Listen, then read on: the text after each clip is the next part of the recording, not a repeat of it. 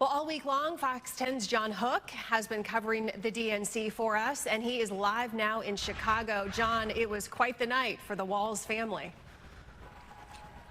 Yeah, it was, Ellen, but I have to be honest. Tonight was not last night.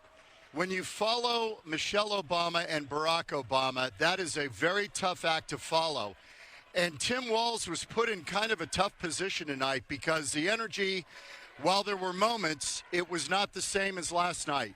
And that's part of his charm, is that he's kind of a regular guy. You don't expect him to be a polished orator. That's not him. And that's kind of part of the reason Kamala Harris picked him to appeal to the upper Midwest and the Rust Belt.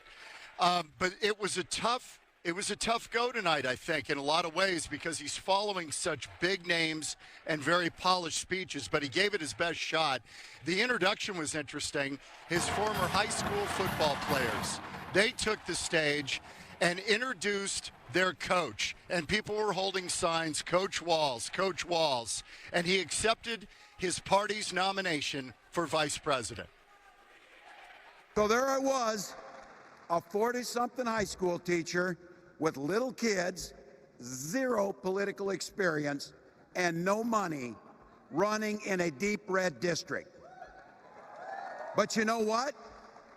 Never underestimate a public school teacher.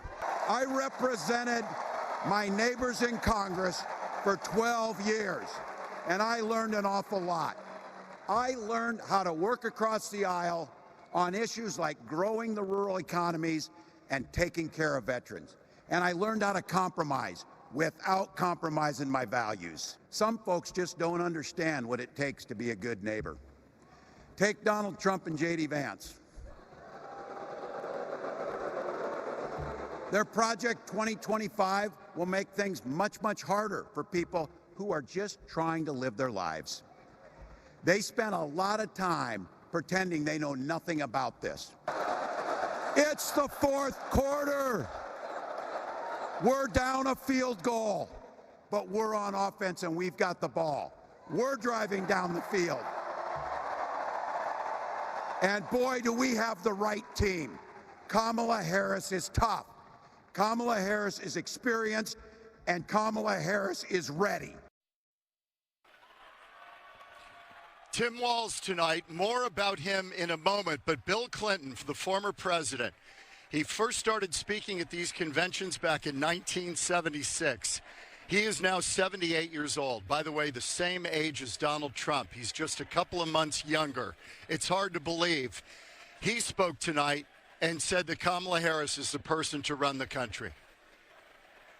What does her opponent do with his voice? He mostly talks about himself, right? So the next time you hear him, don't count the lies. Count the eyes.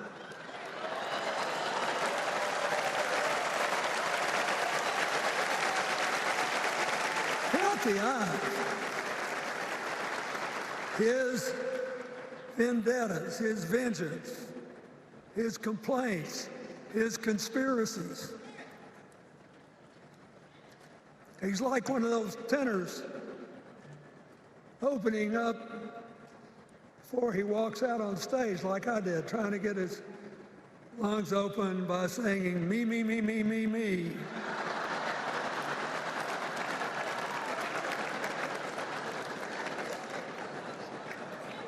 When Kamala Harris is president, every day will begin with you, you, you, you. It was a great line. Clinton still got a few pitches, and he delivered some tonight. The former House Speaker, Nancy Pelosi, she took the stage, talked about January 6th. There has been that overarching theme that Trump is a threat to democracy, and January 6th was the crowning achievement, if you want to say that. Pelosi talked about how you have to elect someone who respects democracy, respects the vote, respects the process, and the peaceful transfer of power. And we must choose leaders who believe in free and fair elections, who respect the peaceful transfer of power. The choice couldn't be clearer. Those leaders are Vice President Harris and Governor Walz. Okay, so a few final thoughts. We're still kind of treading some old ground and biography, and we haven't gotten a lot of specifics out of both of these candidates, Walz and Harris. Harris unveiled an economic plan. Even some liberals really were critical. We'll have to see how this all shapes up. Tomorrow night is a big night because people vote for the top of the ticket, not the bottom. But here's what I'm observing over the last 3 days. Democrats are really drawing on trying to turn good feelings and vibes into votes.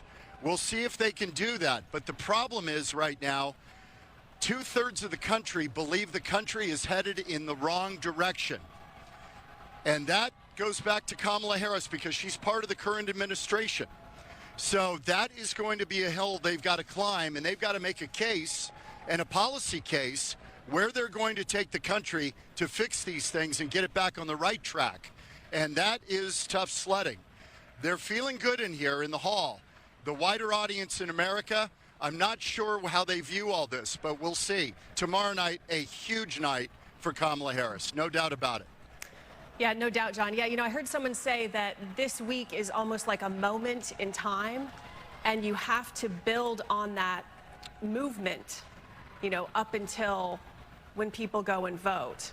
And that's what a convention honestly is all about, right? You got to build on what you have created in this moment in time. Yeah, and Ellen, the truth is a lot of Americans don't watch this stuff. They don't watch the convention start to finish. So a lot of this is really geared toward Democratic operatives and people who go out there and try to get people to vote. And the same with the Republican convention. You're trying to motivate your base. That's really what this is about. And so the wider group of people who are still maybe persuadable, that's a very narrow group. And then add into this news today that RFK, Robert Kennedy Jr., may drop out of the race, and there are reports that he might throw his support behind Donald Trump. It's not much, but it could move the margin a little bit in a place like Arizona, where he would draw from Trump, most likely. So there are still chapters to be written, and we're 76 days away. All right, John. Great job tonight. Appreciate the update. See you again tomorrow.